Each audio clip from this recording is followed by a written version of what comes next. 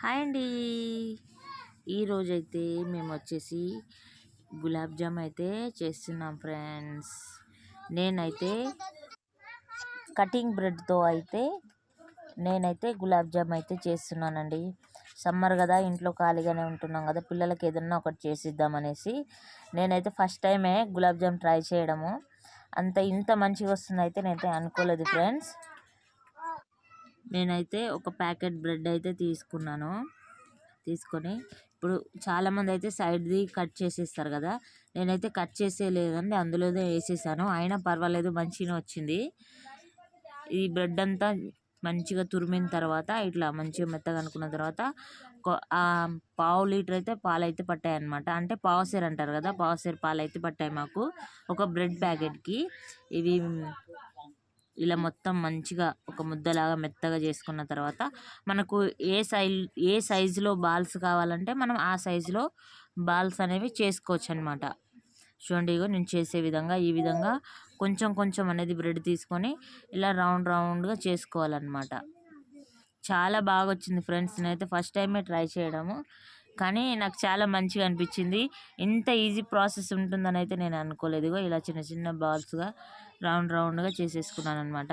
ఎందుకంటే మనం గులాబ్ జామ్ పాకంలో వేస్తాం కదా, ఆ బాల్స్ అనేవి ఉబ్బుతాయి అనమాట మనకి.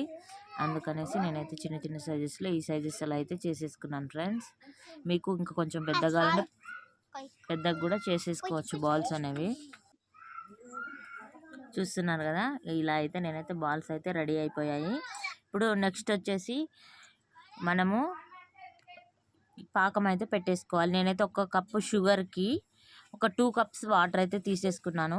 మరి ఎక్కువ స్వీట్గా ఉంటే కూడా బాగుండదు కదండి, అందుకని చిన్నపిల్లలు తింటారు కాబట్టి దగ్గు వస్తుంది అనేసి మేమైతే 1 కప్ షుగర్కి 2 కప్స్ వాటర్ అయితే తీసేసుకున్నాము. ఇందులో కొంచెం ఇలాచీ వేసేసాను. పిల్లలు ఎక్కువ తినరు అనేసి నేనైతే కొంచెం ఇలాచీ అయితే యాడ్ చేశాను. ఈలోపు పాకం అయ్యేలోపు మనం పక్కన ముందుగా బ్రెడ్ బాల్స్ ఉన్నాయి కదా, ఈ బ్రెడ్ బాల్స్ని పక్కన ప్యాన్లో అయితే ఫ్రై చేసేసుకోవాలన్నమాట. రోస్ట్గా కొంచెం కలర్ చేంజ్ అయ్యేంత వరకు ఫ్రై చేసేసుకోవాలి ఫ్రెండ్స్. చూడండి, వీడియోలో చూపించిన విధంగా చేసేసుకుంటే సరిపోతుంది మనకు. చూడండి, చూడడానికి అసలు చేస్తుంటేనే నోరు ఊరిపోతుంది ఫ్రెండ్స్. మీరైతే కొత్తగా నా ఛానల్లోకి వచ్చినట్లయితే ప్లీజ్ సబ్స్క్రైబ్ అయితే చేసుకోండి. అలాగే నా గులాబ్ జామ్స్ ఎలా వచ్చాయో కామెంట్ అయితే పెట్టండి ఫ్రెండ్స్. లైక్ కొట్టడం మాత్రం మర్చిపోవద్దు, ఓకేనా. చూసారా, గులాబ్ జామ్ అయితే ఫ్రై అయిపోయాయి కదా, ఇప్పుడు తీసేసుకుందాము.